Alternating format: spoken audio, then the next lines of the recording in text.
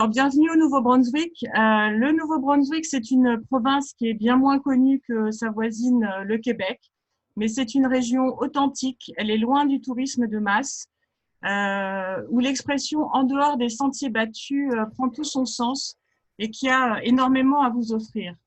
Alors, un petit point administratif, n'oubliez pas que pour entrer sur le territoire canadien, il faut penser à être en possession d'un passeport en cours de validité, bien sûr, ainsi que de présenter une demande d'autorisation, une AVE, autorisation de voyage électronique, qui est un petit visa simplifié.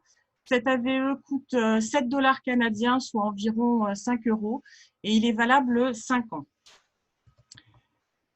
Alors, le Nouveau-Brunswick, comme vous le voyez sur la carte, c'est une des 10 provinces du Canada. On est situé complètement à l'est. C'est le bout de la côte américaine. On est frontalier avec le Québec, la grande province du Québec au nord, avec la Nouvelle-Écosse au sud, avec l'île du Prince-Édouard. Le Nouveau-Brunswick est relié par le pont de la Confédération à l'île du Prince-Édouard et frontalier avec le Maine américain également. Le Nouveau-Brunswick fait partie des provinces atlantiques. Alors, attendez, j'ai quelqu'un qui arrive. Voilà, c'est fait. C'est la seule province officiellement bilingue au Canada, français et anglais. C'est ici qu'on retrouve la deuxième plus grande proportion de francophones après le Québec, avec le tiers de la population qui parle français, dont la majorité est acadienne. Et c'est le premier lieu d'établissement des Français en Amérique du Nord. Alors, comment vient-on au Nouveau-Brunswick? On n'a pas malheureusement de vol direct au départ de France pour la province. Donc, on va voler vers Montréal ou vers Québec, ou encore Toronto ou la ville d'Halifax en Nouvelle-Écosse.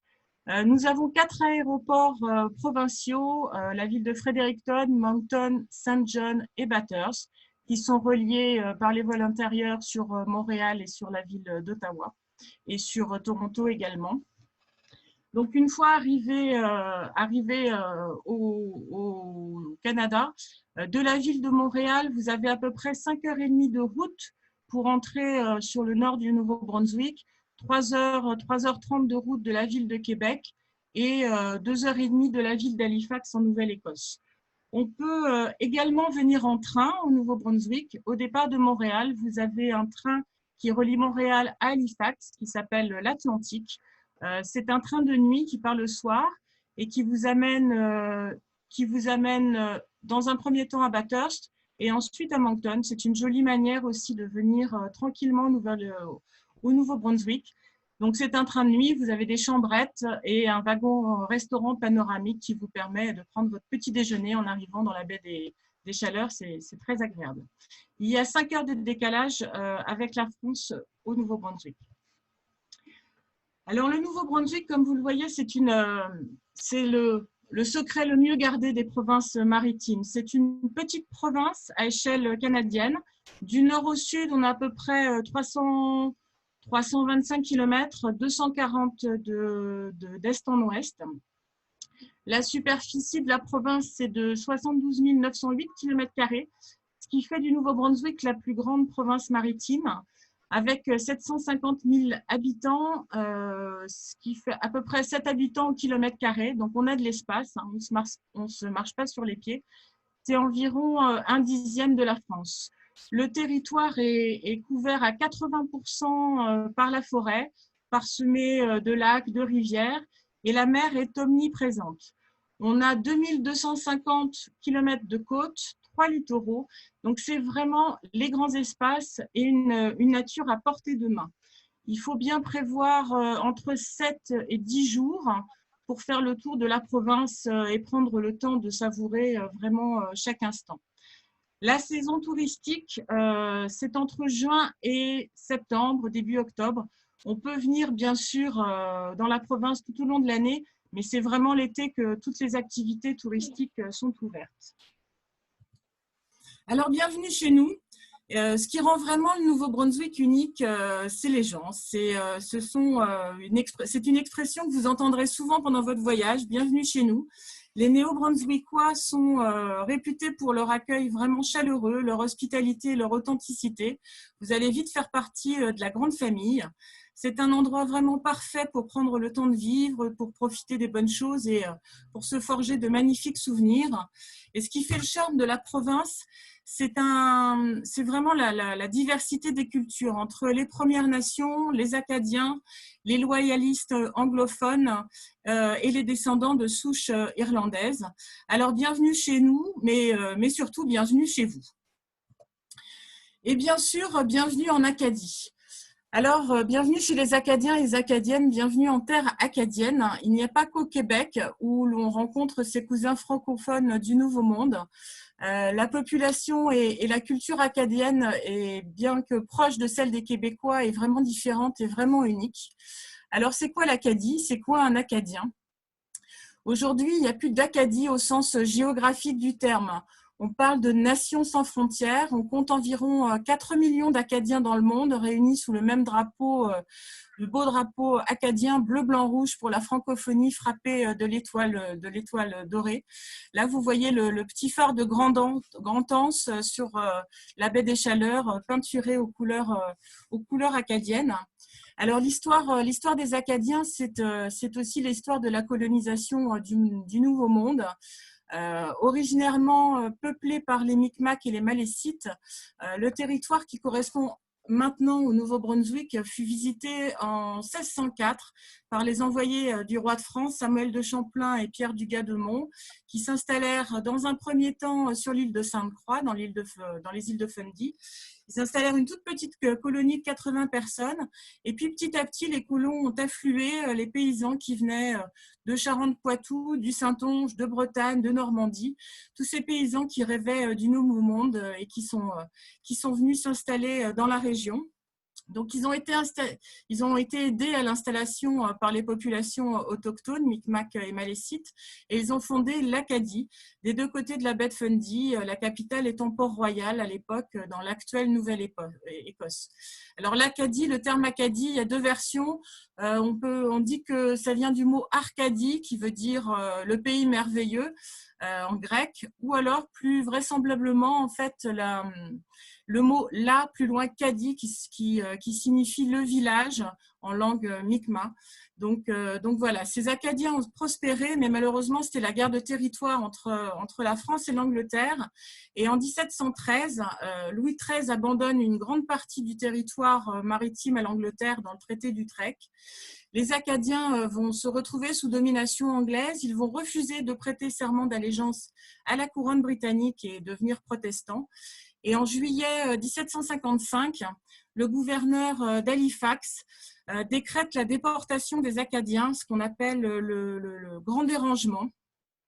Entre, on va dire, à peu près 10 000 des 15 000 Acadiens qui vivaient à l'époque sur place vont être déportés, expulsés, leurs maisons vont être brûlées, leurs terres confisquées, et les Acadiens vont être dispersés sur les bateaux, les familles, papa sur un bateau, maman sur un autre bateau, et les familles vont partir dans une partie dans les colonies britanniques d'Amérique du Nord, d'autres vont rentrer en France, et certains vont même aller jusqu'en Louisiane, et ils vont fonder la communauté Cajun. On connaît un peu plus les Cajuns presque en France que les Acadiens d'origine. Le mot Cajun venant du mot, à la déformation du mot acadien. En cadien et puis ensuite en cajun. Vous connaissez tous la chanson de Michel Fugain que je ne vous chanterai pas, c'est promis. Tous les Acadiens, toutes les Acadiennes qui racontent l'histoire des Acadiens de Louisiane. On a appelé les Acadiens les piétons de l'Atlantique de par leurs allers-retours entre l'Europe et le Nouveau Monde. Mais les Acadiens, là, vous voyez sur la carte, en fait, on trouve des populations acadiennes maintenant dans toutes les provinces atlantiques, même jusqu'à Saint-Pierre-et-Miquelon. On a à peu près, c'est au Nouveau-Brunswick, en fait, que vit la plus grande proportion de francophones. On a l'histoire des Acadiens, elle a été souvent vraiment tumultueuse, mais son esprit vraiment persiste. Les Acadiens, ils ont obtenu la bilingualité de la province en 1969, donc c'est vraiment hier. Mais la joie de vivre, elle a vraiment un sens bien plus profond qu'une simple envie de faire la fête. Il s'agit vraiment de profiter de chaque instant, de célébrer les gens autour de soi. Et personne n'y arrive mieux que les Acadiens et les Acadiennes. Et leur passion pour la vie se partage rapidement. Il suffit de s'y trouver pour être accueillis à bras ouverts dans les festivals, mais vraiment aussi chez les habitants de l'Acadie, de la péninsule acadienne jusque l'Acadie du Sud-Est. Et la grande fête des Acadiens a lieu le 15 août. Elle se célèbre vraiment en grand, ça s'appelle le fameux Tintamarre. Vous avez des dizaines de milliers d'Acadiens et d'Acadiennes qui défilent dans les rues pour exprimer la fierté de leur patrimoine et de leur culture francophone. C'est un grand tintamarre exubérant et coloré. Les Acadiens ne se contentent pas de regarder passer la parade, ce sont eux qui font le spectacle. Et certains passent l'année entière à préparer minutieusement leur costume hallucinant de détails. Et il n'y a pas besoin d'être d'origine acadienne pour prendre part aux réjouissances. Tous les amis de l'Acadie sont accueillis à bras ouverts aux festivités. Et c'est vraiment un moment, si on a l'occasion d'être en terre acadienne pour le 15 août, à partager. On passe vraiment un excellent moment. Alors, à part les Acadiens, on a aussi une cuisine extrêmement savoureuse. Le Nouveau-Brunswick est l'un des plus grands exploitateurs de fruits de mer au Canada. La province est reconnue pour son homard, son crabe, le saumon, les huîtres, le caviar. Peu importe que vous soyez dans un restaurant urbain branché ou une auberge de campagne, un bistrot ou encore une cantine mobile, vous trouverez partout un accueil amical et des chefs inspirés et des tables bien garnies. C'est ici que, voilà, entre terre et mer, les spécialités comme la dulcée, qui est une algue salée à texture croustillante, les mets acadiens, dont la fameuse poutine râpée, et sans oublier évidemment le sirop d'érable. Donc tout est à découvrir dans les restaurants et dans les marchés publics au Nouveau-Brunswick. Et surtout, le roi de la province, le homard, du homard matin, midi et soir, pas de problème. On a à peu près 18 000 tonnes de homards pêchés par an dans la province. Il se déguste sous toutes ses formes, le matin en omelette, le midi en sandwich et le soir dans les bonnes tables. C'est vraiment la cerise sur le gâteau pour les touristes français qui en profitent au maximum.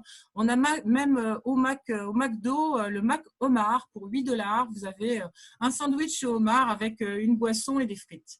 Alors partout où on va dans la province, on peut avoir des expériences authentiques et marquantes, que ce soit la pêche au coq avec les locaux, des sorties en canoë ou en kayak, des parties de pêche ou un cours de cuisine traditionnelle, ou encore prendre l'apéritif sur le sommet des provinces maritimes. Vous trouverez des expériences pour la famille et pour tous les goûts. Comme je vous le disais au début de la présentation, c'est vraiment le Nouveau-Brunswick, c'est avant tout une nature sauvage et préservée sur la quasi-totalité du territoire. On a le privilège d'avoir une faune et une flore variées. C'est vraiment la terre et la mer. On a 9 parcs provinciaux et 2 parcs nationaux et un parc international. Donc de grands espaces pour découvrir la nature, la faune à pied, à vélo, en canot ou encore en bateau. Donc la faune est riche, c'est une faune grandiose mais très riche, la faune de la forêt et la faune de la mer, donc les baleines, les ours, les orignaux, les chevreuils, les oiseaux nicheurs et plein d'autres animaux que vous pourrez rencontrer de façon inopinée ou encore planifiée. Les amateurs d'ornithologie vont être vraiment ravis par la diversité et l'abondance des espèces.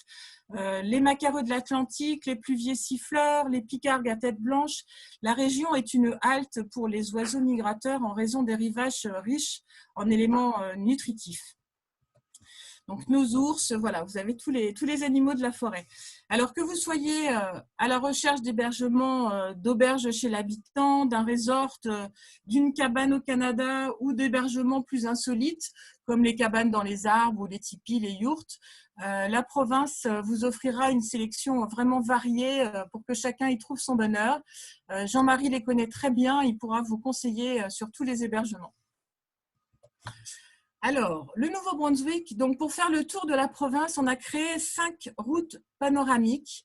Vous avez en vert, je crois que je peux vous pointeur laser, voilà. Ici, vous voyez mon petit point, donc la route du fleuve Saint-Jean en verte qui descend d'Edmundston, qui va aller jusqu'à Saint John. La route du littoral de Fundy qui démarre à Saint-Andrew, Saint-Stéphane, qui va longer la côte et aller jusqu'à Moncton et même Ramcook. Et ensuite, vous avez la route du littoral acadien qui va longer ici la route jusqu'à la péninsule acadienne qui se termine à Campbellton, la route de la rivière Miramichi et la route des Appalaches. Alors, sachant que majoritairement les touristes français arrivent de Québec, de la région du Québec, je vais vous faire le tour de la province en descendant d'abord la route de la rivière Saint-Jean, du fleuve Saint-Jean, la route du littoral, le littoral acadien et on va terminer par la route des Appalaches. Alors la route du fleuve Saint-Jean, la route longe la fabuleuse rivière Saint-Jean, c'est entre les villes d'Edmundston et Saint John. C'est au cœur d'une vallée qui est riche d'histoire, frontalier donc avec le Maine américain. En plus de ses attraits historiques, ce corridor patrimonial compte vraiment plusieurs marchés agricoles animés, des galeries d'art, plein de petits villages, des magnifiques espaces verts. C'est vraiment une très très belle route. En général, on va un petit peu vite sur cette route parce qu'on a hâte d'arriver dans la baie de Fundy. Il y a vraiment plein de choses à faire et à s'arrêter sur cette route. Le fleuve Saint-Jean, c'est le deuxième en importance sur la côte atlantique de l'Amérique du Nord, donc de la pointe nord-est jusqu'à la côte sud où il va se jeter donc dans la baie de Fundy à Saint John. La première ville que vous allez rencontrer, c'est Edmundston, qui se trouve quasiment à la frontière du Québec. C'est environ à 3h30 de la ville de Québec. En fonction d'où vous arrivez, vous pouvez faire soit un stop pour déjeuner, il y a un magnifique restaurant au jardin botanique de la ville, ou alors vous pouvez y passer une nuit, un peu ça dépend de votre itinéraire. Vous pouvez déguster les ploys, donc cette crêpe locale ou encore des bières brassées localement et primées, les bières du Petit Saut. C'est une ville à majorité francophone qui est blottie sur les bords du fleuve Saint-Jean et qui est entourée de montagnes vallonnées. C'est vraiment une ville vraiment sympathique. On arrive à la gorge de Grand Sault, donc 45 minutes au sud-est d'Edmundston. C'est notre mini Grand Canyon. On peut l'admirer d'en haut, mais sinon on peut aussi faire une visite guidée qui va descendre 401 marches au fond de la gorge pour admirer les cascades. Il y a plusieurs belvédères aménagés. C'est vraiment un lieu magnifique. On continue notre route. Alors là, c'est un petit arrêt photo au pont couvert d'Artland. C'est le plus long pont couvert au monde. Il est communément appelé le pont des amoureux parce qu'à l'origine de ces ponts, on remonte à l'époque où on circulait en chariot ou à cheval. Et les couples s'arrêtaient à mi-chemin sur le pont pour discrètement s'embrasser avant de poursuivre leur chemin et de traverser le pont. Ce pont fait 390 mètres de long et il a été inauguré en 1901. Quand on continue à descendre, donc à peu près à 50 minutes au sud d'Artland et presque arrivé à Fredericton, on va découvrir King's Landing. Alors ceux qui connaissent la série Game of Thrones, ça n'a rien à voir avec la fameuse cité de ce monde imaginaire. Le site de King's Landing, c'est un éco-musée vivant racontant l'histoire des loyalistes qui ont fui les colonies américaines au moment de la guerre d'indépendance américaine et qui, à partir de 1780, c'est un village fictif qui recrée donc un village anglophone des années 1780 jusqu'à 1910. Il est constitué de 70 édifices authentiques qui abritent des pièces de mobilier patrimoniaux, des vêtements, des outils. Et vous avez des guides interprètes, donc en anglais, en costume, qui animent le lieu et qui vous font découvrir la vie et l'histoire des loyalistes, donc qui étaient décidés à rester vivre sous le gouvernement de la couronne britannique et qui ont fui les États-Unis naissants. On arrive à la capitale provinciale, Fredericton. Donc là, on est à peu près à 2h40 de la ville d'Edmundston, 275 km. La capitale de la province, c'est vraiment un très beau joyau de la province. C'est une ville qui a su garder un patrimoine architectural magnifique, victorien, avec de très beaux édifices religieux et gouvernementaux, de grands espaces verts et le tout toujours blotti contre le fleuve Saint-Jean. C'est une ville dans laquelle il est agréable de faire un stop pour une nuit. Vous avez énormément d'hébergements et aussi d'excellentes tables et des micro-brasseries réputées. Avant de repartir le lendemain matin, il ne faut pas manquer la relève de la garde sur la place des officiers. Et si vous êtes amateur d'art, la galerie Beaverbrook, qui abrite l'une des plus grandes peintures de Salvador Dali.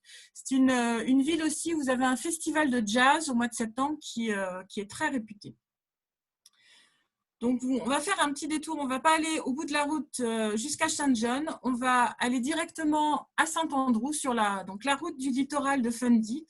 Il y a peu d'endroits quand même qui offrent un spectacle naturel aussi impressionnant que la baie de Fundy au Nouveau-Brunswick. Vous êtes dans la baie où se trouvent les plus hautes marées du monde.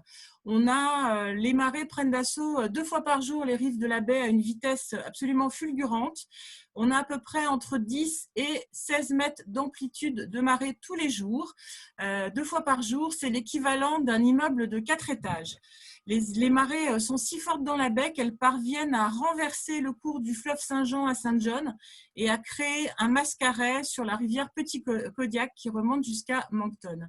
La réserve de la biosphère Fundy est reconnue par l'UNESCO depuis 2007.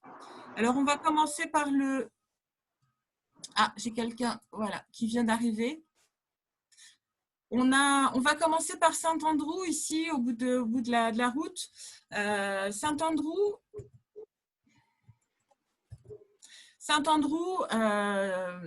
c'est vraiment un célèbre lieu de villégiature qu'on appelle aussi Saint-Andrew by the Sea.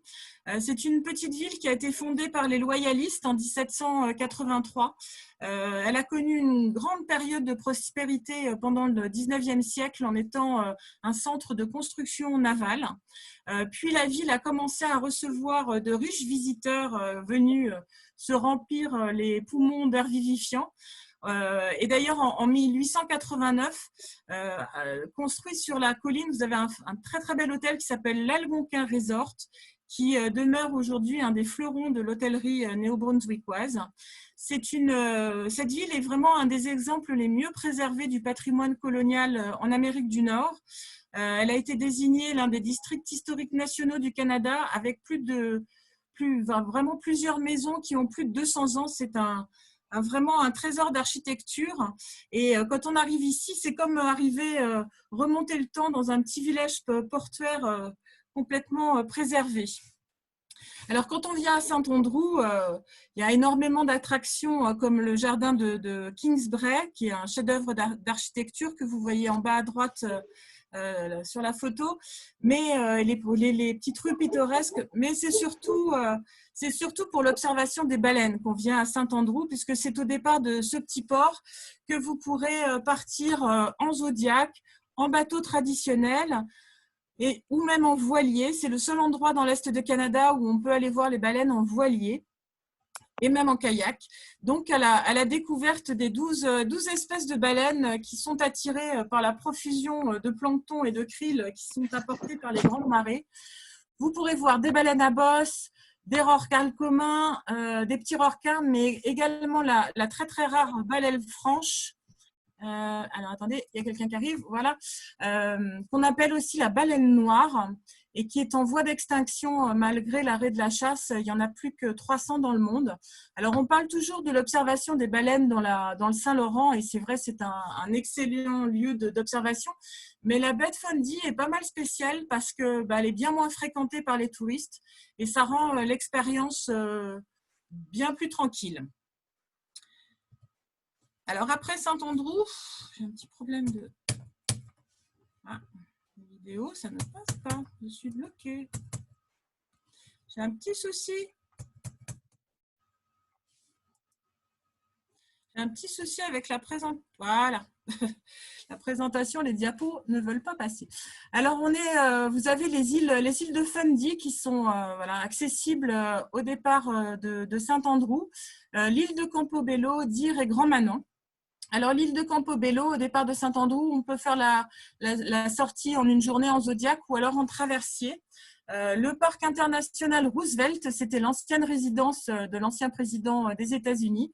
Vous pourrez explorer de magnifiques plages balayées par le vent, les marais salants, les tourbières, voir, observer les phoques, évidemment, les pigargues, les oiseaux aquatiques. Vous pouvez camper, jouer au golf aussi. Il y a un golf sur l'île et visiter Ed Harbour, qui est un des plus anciens phares du Canada. Et ensuite, vous avez l'île de Grand Manon. L'île de Grand Manon, elle est accessible au départ de Blacks Harbour en traversier. Il y a 6 ou 7 allers-retours de traversier dans la journée. C'est une île qui est fameuse vraiment pour ses plages désertes, ses sentiers de randonnée. Elle fait 137 km², mais généralement on laisse la voiture à Black Harbour et puis on se promène sur l'île soit en vélo, soit en taxi. C'est 34 km de long sur 18 de large, donc c'est pas si grand. Il y a à peu près 2500 habitants et 5 petits villages qui sont reliés par une route. On peut y observer les baleines, faire du kayak de mer. Il y a de splendides couchers de soleil, des phares. C'est vraiment une destination qui est prisée par les ornithologues parce que c'est une halte sur la voie de migration orientale et vous avez à peu près 240 espèces d'oiseaux et c'est vraiment le paradis des photographes. Alors, s'il est possible de faire l'aller-retour dans la journée, moi, je vous conseille aussi de passer une nuit. Il y a très peu d'hébergements, il faut réserver à l'avance, mais c'est vraiment un havre de paix, une île paisible que vraiment, moi j'adore. On peut voir les baleines vraiment du bord, on les voit passer. Vous avez un point d'observation au fameux, le fameux phare Swallowtail Light Station, qui est un phare, alors voilà, maintenant ça part tout seul, un des phares les plus photographiés au Canada. Alors, on va quitter les îles Fundy pour aller jusqu'à Saint John. On est à peu près à 1 heure à l'est de Saint-Andrew, sur la côte. C'est la plus ancienne ville constituée du Canada, qui s'est construite sur les collines de part et d'autre du fleuve Saint-Jean. C'est la seule grande ville en fait qui borde la baie de Fundy et elle incarne vraiment on ne peut mieux le charme d'une ville portuaire et industrielle typique de l'est du continent. Vous voyez ces bâtiments avec ces petites briques rouges. Son site a été recensé pour la première fois par Samuel de Champlain en 1604 puisque c'est lui qui a baptisé le fleuve Saint-Jean. Et la ville a connu son développement en 1783 avec l'arrivée de 2000 loyalistes britanniques. Aujourd'hui, Saint John, c'est une ville anglophone dynamique, jeune, qui est tournée vers l'avenir. Il faut s'arrêter au marché public couvert, là que vous voyez en bas à droite, où vous pouvez acheter les produits locaux ou déjeuner même sur place. Et puis, pas rater le musée du Nouveau-Brunswick et en particulier la salle qui est consacrée au squelette de baleine, qui vous permettra d'en apprendre davantage sur les cétacés. C'est un musée qui est très, très interactif et très ludique pour les enfants. Alors, on continue notre route et on va arriver au sentier Fundy. Donc, ce sentier Fundy, c'est une route touristique qui vient d'être tout juste terminée. Maintenant, le sentier Fundy démarre à Saint-Martin, et va se terminer au petit village d'Alma, à la sortie du parc de Fundy. C'est une route qui fait à peu près 35 km et qui longe la côte avec, vous avez plusieurs belvédères, une vingtaine de belvédères et des panoramas. Vous pouvez vous arrêter. C'est vraiment un paradis sauvage. C'est le paradis pour les cyclistes, pour les randonneurs. Il y a 35 km de sentiers. Ça fait partie de la réserve de biosphère de l'UNESCO.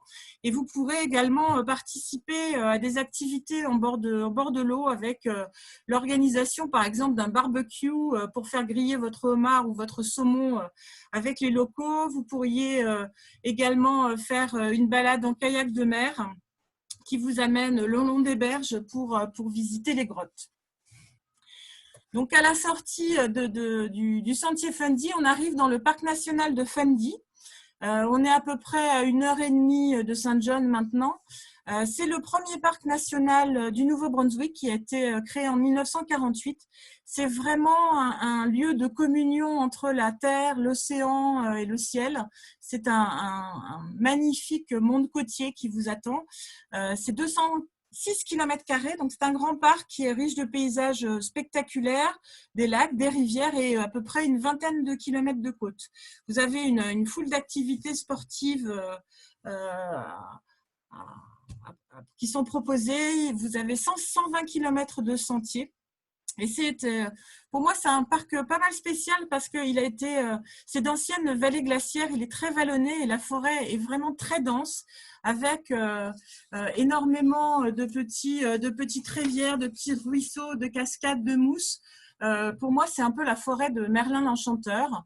Alors, vous avez des sentiers pour marcher une demi-heure, des sentiers pour marcher 2 heures, une journée. Il y en a vraiment pour tous les goûts.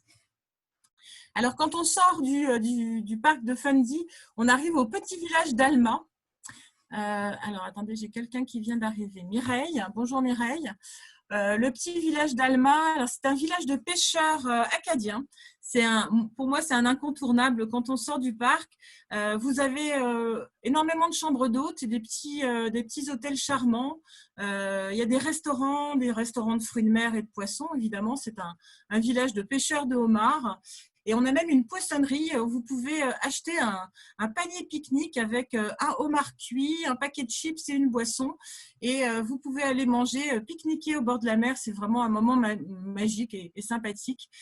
Pour les amateurs de bière, il y a une petite microbrasserie qui vient d'ouvrir, qui est très réputée et qui s'est installée dans une ancienne église. Donc voilà, on peut passer une excellente soirée après avoir passé une grande journée de balade dans le parc de Fundy. Alors, quand on quitte le petit village d'Alma, j'ai encore un petit souci excusez-moi,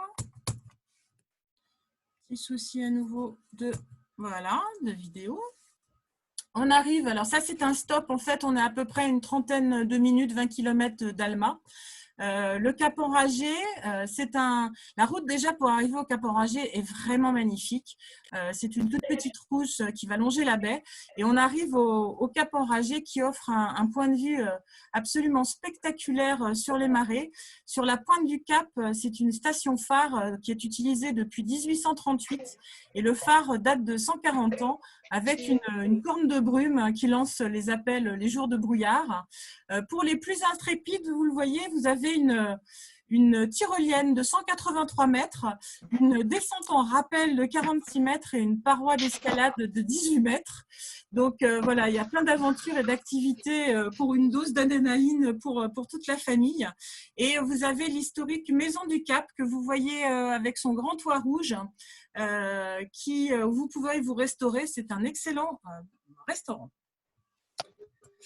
Alors nous voilà arrivés donc à des musts de la baie de Fundy, le parc des Rochers au Poel. On est à peu près à 40 minutes d'Alma. Le parc des Rochers au Poel, donc c'est là où on va retrouver les plus hautes marées du monde.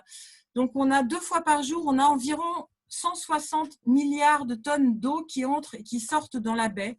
C'est le volume équivalent de toute l'eau de toutes les rivières du monde, si on devait prendre une référence.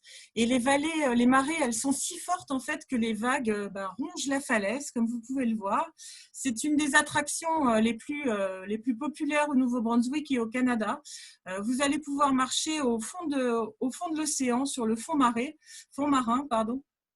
et à marée basse, explorer les rivages. Il y a plusieurs anses sur 2 km. C'est vraiment, on appelle c'est les pots de flore, en fait. Vous voyez ces rochers avec la forêt dessus. Alors, rien de mieux qu'une vidéo pour vous montrer. J'espère que voilà, ça va fonctionner.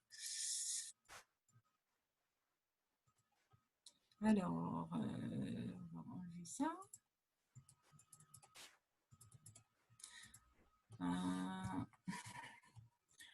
Voilà.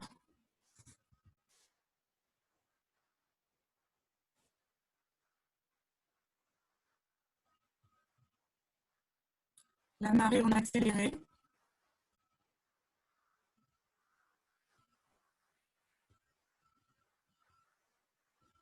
C'est pas mal, hein?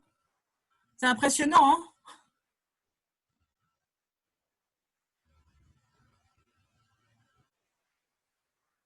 Voilà, alors dans ce parc, le parc des Rochers au Poil, vous avez des points de vue si vous ne voulez pas descendre sur la berge, avec des escaliers, des gardes qui font attention. Vous avez toutes les marées, les horaires des marées qui sont notés. On n'a jamais perdu personne, on n'a jamais perdu de touristes. Tout le monde a toujours remonté sain et sauf. Alors, on va arriver au bout de la route de la baie de Fundy. On arrive à Moncton. Moncton, c'est une ville vous êtes vraiment au cœur des provinces maritimes. Quand on arrive en avion, qu'on va arriver directement au Nouveau-Brunswick, souvent on atterrit à Moncton. Vous êtes au cœur des provinces maritimes. On est à 2h30 de la ville d'Halifax en Nouvelle-Écosse. On est à peu près à 45 minutes des Rochers au Poil et à 20 minutes de Shediac sur la côte. Il faut vraiment prendre le temps de flâner d'un café à l'autre, de découvrir l'art urbain qui est en pleine expansion. On a énormément de manifestations culturelles à Moncton pour fêter les artistes locaux et leur joie de vivre, leur créativité. Le festival Acadie Rock qui a lieu à la fin du mois d'août et également le festival du film francophone en Acadie qui a lieu en novembre. Le Moncton est réputé pour sa gastronomie et ses excellentes tables. Et aussi, il faut bien ouvrir ses oreilles parce que c'est à Moncton que vous allez entendre parler le chiac. Alors, le chiac, c'est un dialecte inventé un peu par les jeunes. C'est un mélange d'anglais, de français. C'est une base de français avec des mots anglais et des mots acadiens. C'est plutôt rigolo. Il faut bien écouter voilà, avec l'accent, il parle très vite, mais ça fait toujours beaucoup rire les Français. Et à Moncton, je vous l'ai dit tout à l'heure, on a la rivière Petit Kodiak avec le Mascaret qui est visible du centre-ville de Moncton. Donc causé par les marées de la baie de Fundy, le Mascaret qui a lieu donc 2 fois par jour. Vous pouvez regarder l'eau de la rivière remonter le courant avec une grosse vague qui est entre 60 cm et quelquefois jusqu'à 1 mètre. Les rives de la baie sont tellement boueuses qu'on appelle cette rivière la rivière chocolat. Il y a toujours de fabuleux couchers de soleil sur la rivière Petit Kodiak. Et il y a même des surfeurs qui viennent du monde entier, des surfeurs de Mascaret qui viennent du monde entier pour surfer cette rivière. Donc, on est arrivé sur la route du littoral acadien. Donc, vous avez Moncton au sud. On a fini à Moncton. Donc, la route du littoral acadien, on va démarrer avec Shediac. Et là, vous allez vraiment plonger au cœur de l'Acadie. Vous allez voyager dans l'histoire acadienne, goûter la cuisine du terroir et célébrer la culture acadienne qui vraiment s'épanouit près des plages, vit au rythme de la mer. La région est réputée pour une culture acadienne vraiment bien vivante et des paysages maritimes magnifiques. Vous allez découvrir la joie de vivre des Acadiens et vous laisser séduire par leur accueil chaleureux. Donc, on va démarrer à Dieppe et on va remonter jusque dans la péninsule acadienne, ici autour de Caraquet. Alors, avec ces 2250 km de littoral et ces 3 littoraux distincts, ce sont des heures de plaisir à la plage qui vous attendent. La rumeur est vraie, c'est au Nouveau-Brunswick qu'on trouve l'eau la plus chaude du Canada et l'eau salée la plus chaude au nord de la Virginie.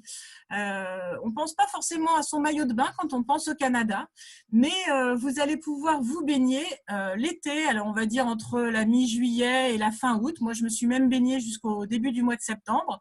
La mer, sur ces plages, là autour de Shediac, monte entre 25 et jusqu'à même 29 degrés. Alors évidemment, pour des Français, le Nouveau-Brunswick, ce n'est pas une destination balnéaire. Mais quand on fait un autotour, c'est bien agréable de passer une petite journée à la plage, prendre un pique-nique, aller s'installer sur le sable et passer une journée à se baigner avec les Néo-Brunswickois et les Québécois qui viennent en vacances au Nouveau-Brunswick. Donc voilà, c'est vraiment très agréable et vous avez des plages tout le long du littoral acadien. Juste à côté, donc, Shediac, qui est la capitale autoproclamée mondiale du homard. C'est un charmant petit coin de pays le long de la côte est du Nouveau-Brunswick. La ville de Shediac, elle est reconnue pour la pêche et les usines de transformation du homard, et surtout aussi pour son festival, le festival de homard, qui a lieu en juillet et qui réunit les locaux et les touristes autour d'une tablée géante. Vous pouvez vous installer, les touristes sont bien évidemment les bienvenus. Et vous pourrez aussi vous faire photographier devant la plus grande représentation du plus gros homard au monde à l'entrée de la ville. Donc c'est un homard voilà, qui fait 11 mètres de long sur 11 mètres de large et 5 mètres de haut. Donc c'est toujours la petite photo rigolote quand on arrive à Shediac. À 25 km au nord de Shediac, on arrive au pays de la Sagouine. Alors, le pays de la Sagouine, c'est un lieu très, très particulier. C'est un village théâtral qui est sur une toute petite île qui s'appelle l'île aux Puces, au milieu de la baie de Bouctouche.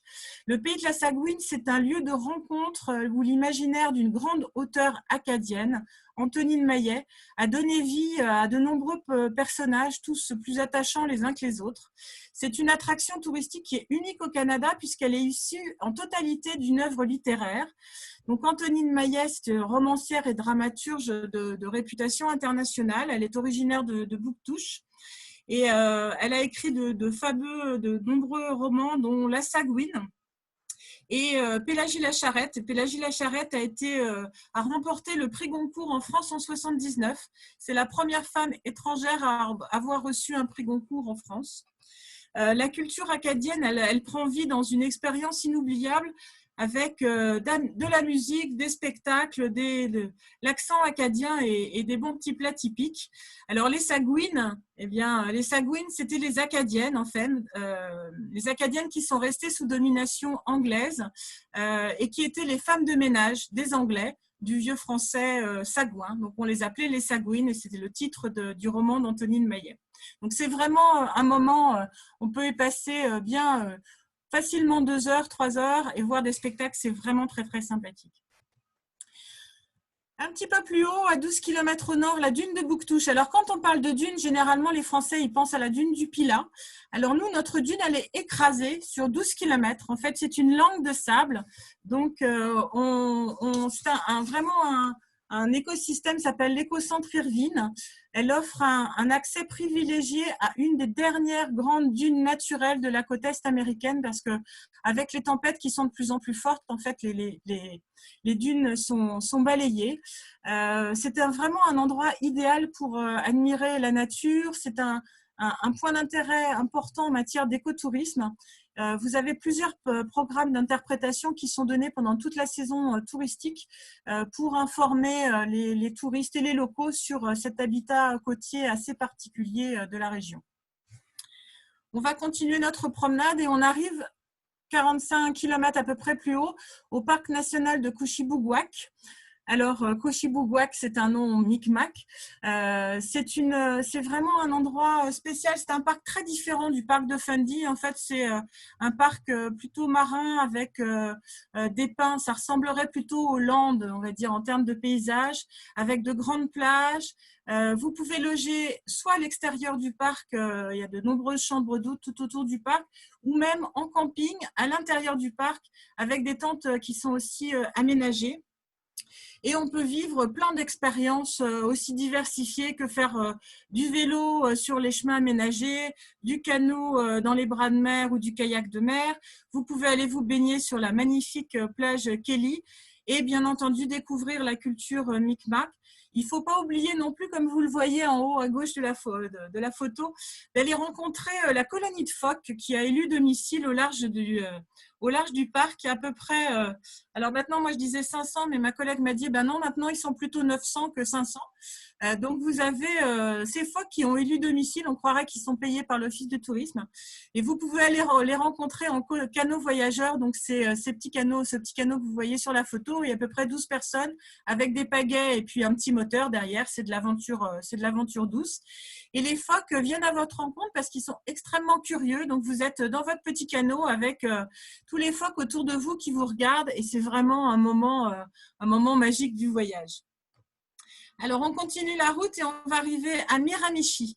Alors, Miramichi, c'est une petite ville qui est blottie le long de la rivière Miramichi, qui est c'est la capitale de la pêche du saumon. Miramichi, c'est une ville très multiculturelle, en fait, avec des Irlandais, des Acadiens et des Autochtones. C'est une ville qui est très riche en culture irlandaise, parce que c'est là où sont arrivés les Irlandais après les différentes famines de la pomme de terre. Vous avez l'été un très, très grand festival de musique irlandaise et un festival de chansons folkloriques. Alors, quand on arrive de chez Diac et on n'a pas forcément dormi à Kouchibouguac, on peut dormir aussi à Miramichi, il y a beaucoup d'hébergements. Et on va continuer la route. Juste à côté de Miramichi, vous avez Metapenaghac. Donc Jason vous en a un petit peu parlé la semaine dernière dans sa présentation sur le tourisme autochtone.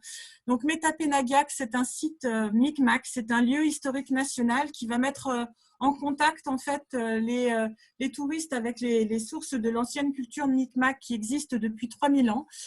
Cet éco-village, en fait, c'est un village d'à peu près, qui date d'il y a à peu près 30 siècles. Vous avez des découvertes archéologiques, des poteries traditionnelles. C'est sur le site d'un ancien village autochtone et sur un tertre funéraire. Vous avez des expositions interactives. Moi, j'aime pas le terme de musée parce que la culture Micmac, elle est très vivante. Des visites guidées, des sentiers d'interprétation. Et il est également possible de dormir dans un grand chalet en bois rond au bord de la rivière et de participer à des soirées de contes avec le chaman autour du feu. C'est vraiment, c'est une expérience très spéciale et pour découvrir qu'il y a une autre relation possible avec la nature. Et je crois que Jean-Marie, tu en as gardé un souvenir ému de ce passage à Metapenaghac. Alors, on va continuer la route et arriver dans la péninsule acadienne. Alors, on est à Caraquet. Donc, Caraquet, c'est la capitale de l'Acadie, c'est la capitale de la diaspora acadienne dans le monde, située vraiment au cœur de la péninsule où se trouve la plus grande communauté acadienne. Vous avez des drapeaux acadiens qui fleurissent partout, sur les chaises, sur les boîtes aux lettres, parfois même sur les maisons. C'est une petite ville où il fait vraiment bon vivre, s'installer à une terrasse de café, admirer la mer, écouter les locaux et déguster des bons fruits de mer. Vous avez aussi un festival, le Festival acadien, qui a du lieu du 1er au 15 août tous les ans. Un festival de musique, de lecture de poésie et aussi de cours de cuisine. C'est un festival où la culture acadienne dans sa globalité est mise à l'honneur. Et alors, un des musts pour rencontrer la culture acadienne, c'est bien évidemment juste à côté, à peu près à 10 minutes de route de Caraquet, le village historique acadien. Alors là, il faut se préparer à vivre un pan de l'histoire de la colonisation du Nouveau Monde.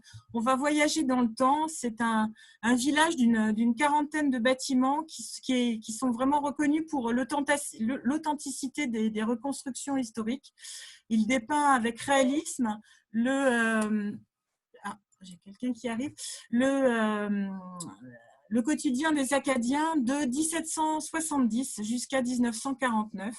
Et donc, vous allez avoir accès à ces bâtiments et rencontrer les interprètes en costume d'époque qui vont vous faire revivre les coutumes ancestrales et les métiers traditionnels.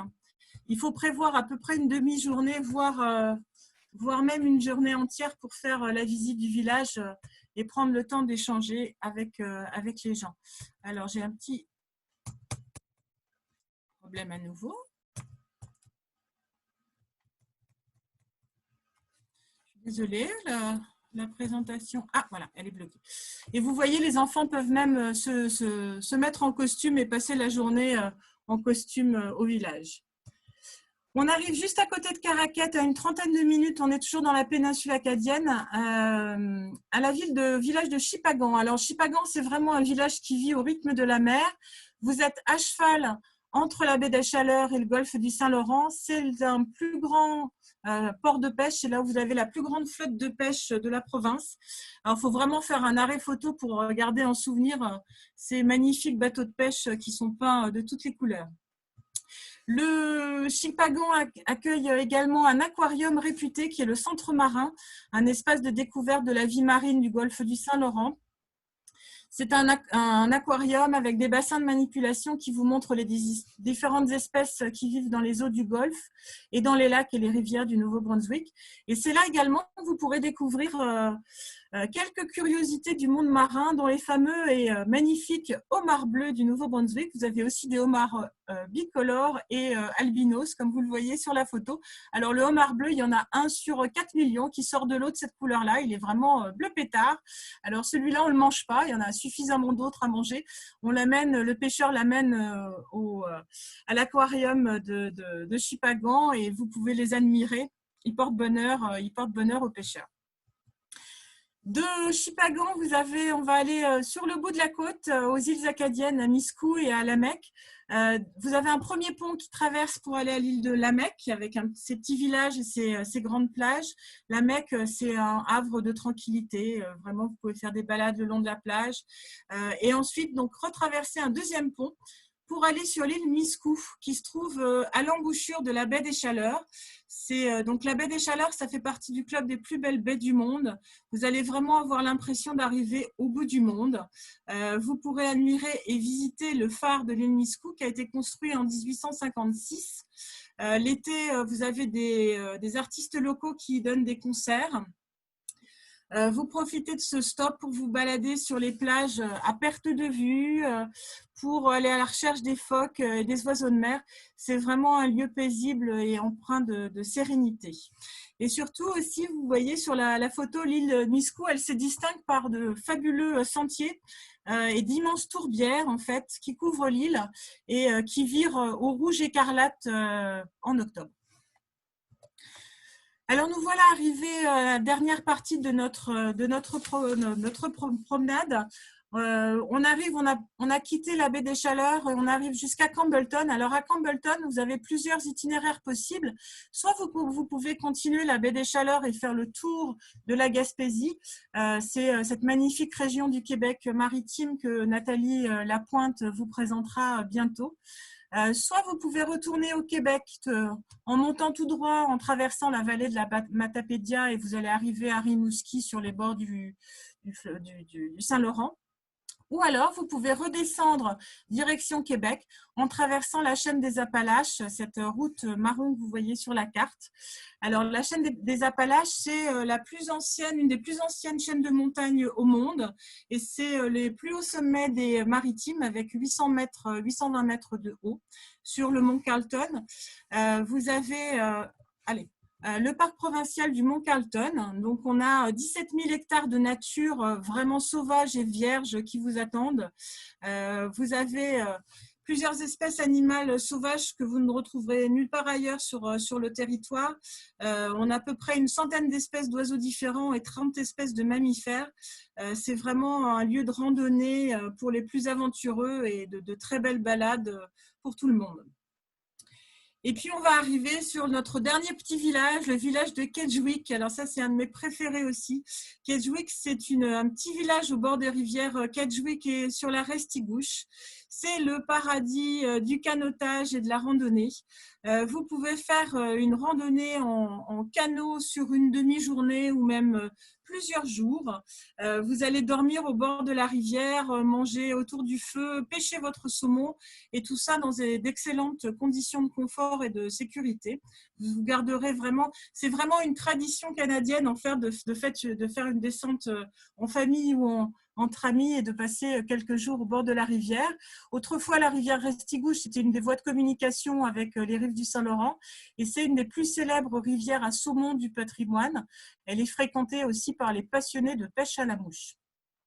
Alors, n'hésitez pas à vous offrir une excursion en plein cœur, de vivre la forêt canadienne et de dormir dans un des petits chalets rustiques, les Charlets Harpin, qui sont tenus par une famille fort sympathique. Alors voilà, on a terminé notre petite promenade.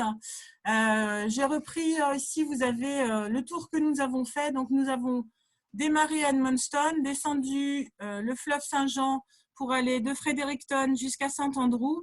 Ensuite, le long de la baie de Fundy, on est allé jusqu'à Moncton. À Shediac ici, les plages que vous avez ici dans le détroit.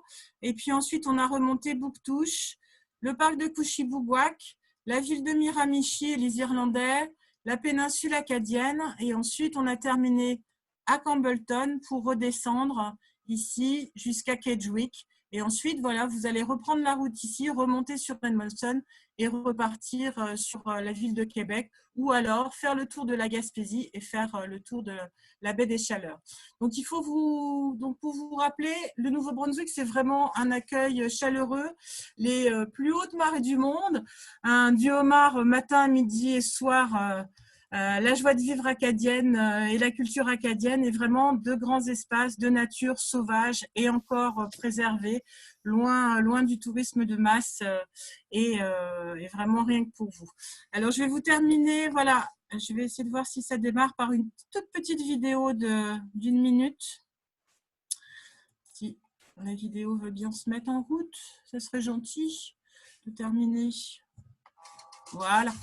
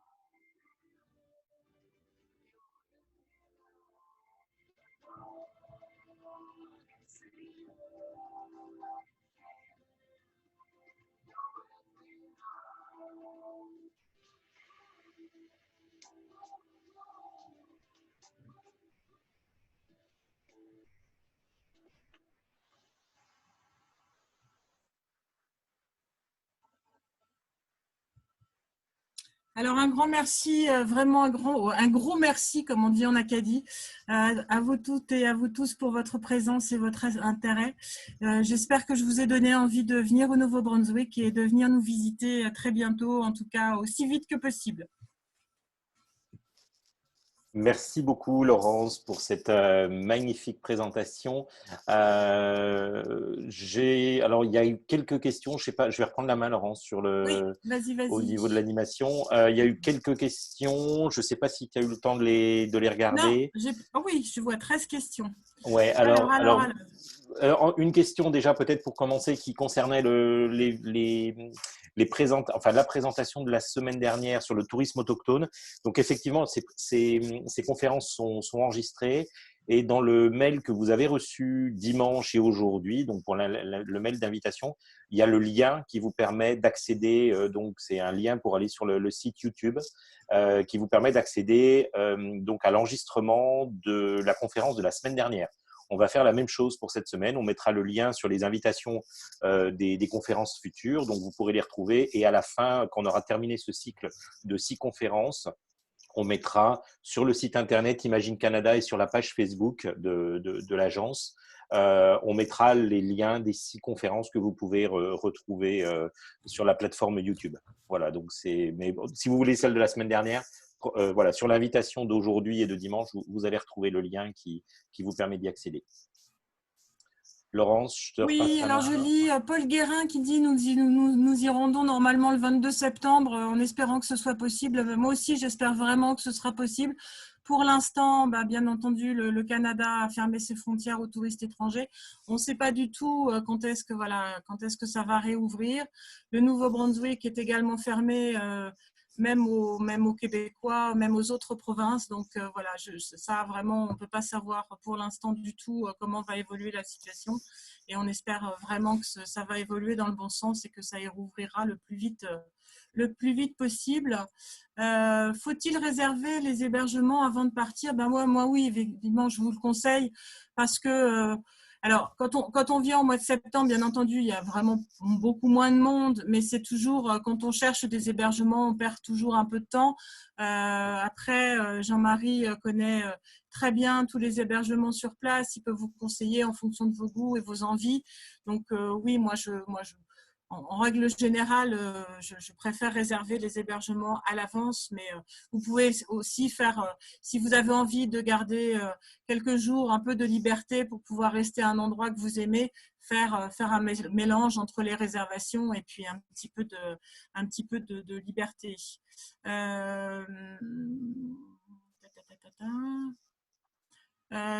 Alors, combien de temps il faut prévoir pour faire le tour? Le minimum, c'est vraiment, on va dire, 8 nuits. Après, sur une dizaine de nuits, vous avez vu, les distances sont quand même relativement courtes pour le Canada.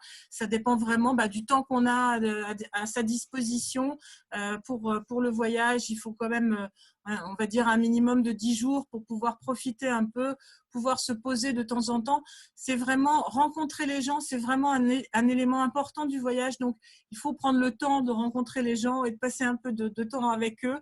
Donc, voilà, on n'est pas sur un voyage comme l'Ouest américain où on va rouler pour voir le maximum de paysages.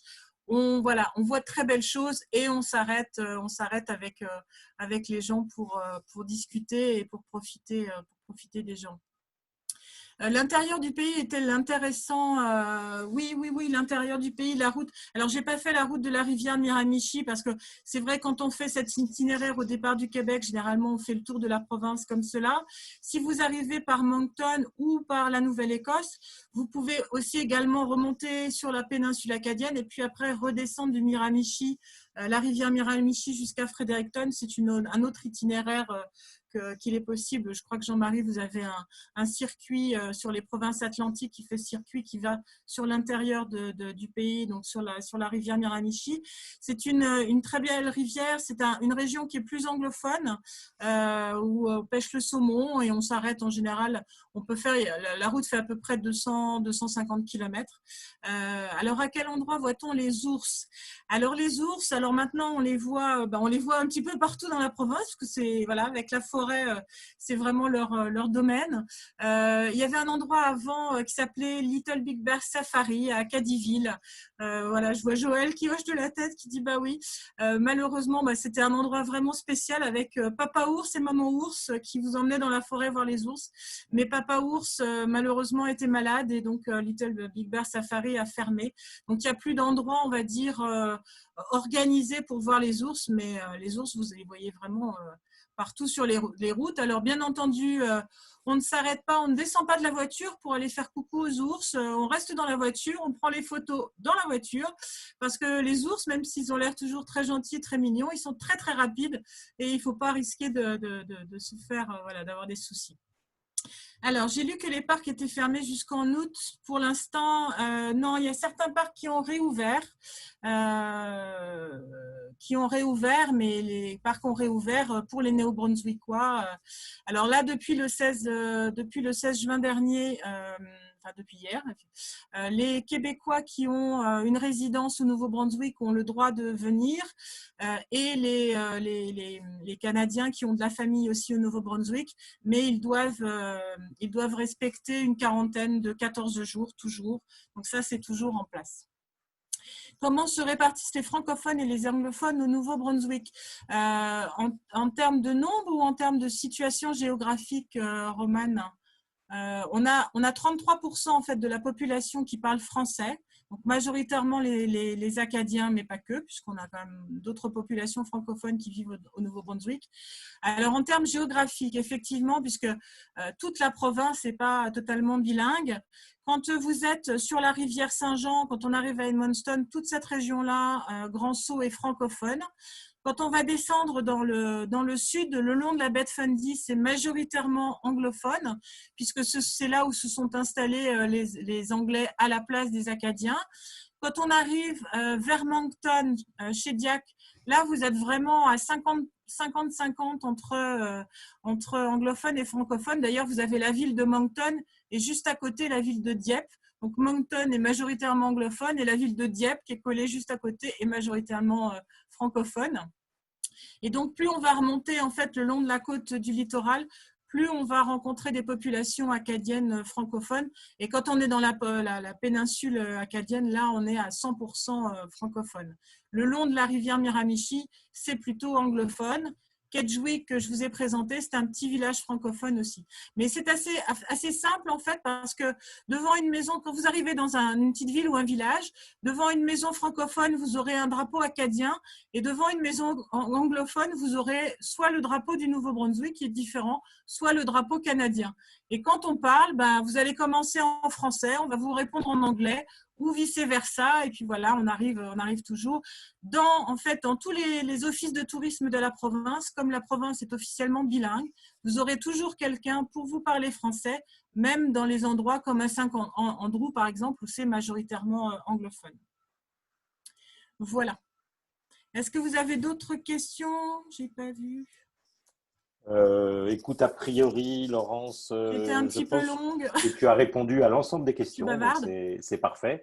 Bah oui, mais je pense que pour parler du Nouveau-Brunswick, c'est bien d'être bavard parce qu'il y a tellement de choses à dire. Je compléterai alors déjà un grand merci à Laurence qui a pris de son temps pour pouvoir vous présenter Je vous cette en prie, province merci à vous surtout.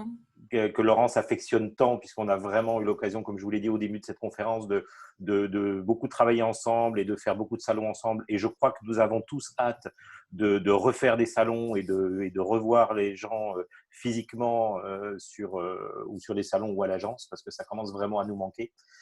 On a hâte aussi évidemment que les frontières réouvrent au Canada et ailleurs, parce que je crois que quand on a le voyage dans le sang, je crois qu'il arrive un moment où on a envie de reprendre sa voiture ou l'avion pour pouvoir redécouvrir des beaux paysages et des cultures. Personnellement, comme Laurence l'a évoqué, j'ai eu l'occasion d'aller au Nouveau-Brunswick. C'est vrai que le côté absolument incroyable et qui marque, c'est ce côté acadien, c'est l'accent acadien qui est un accent différent de l'accent québécois, qui est un accent très particulier, mais qui est vraiment charmant. Évidemment, les homards. Ceux qui aiment le homard, on mange du homard. Il y a même du homard au McDo, donc ça, c'est vraiment quelque chose d'assez incroyable.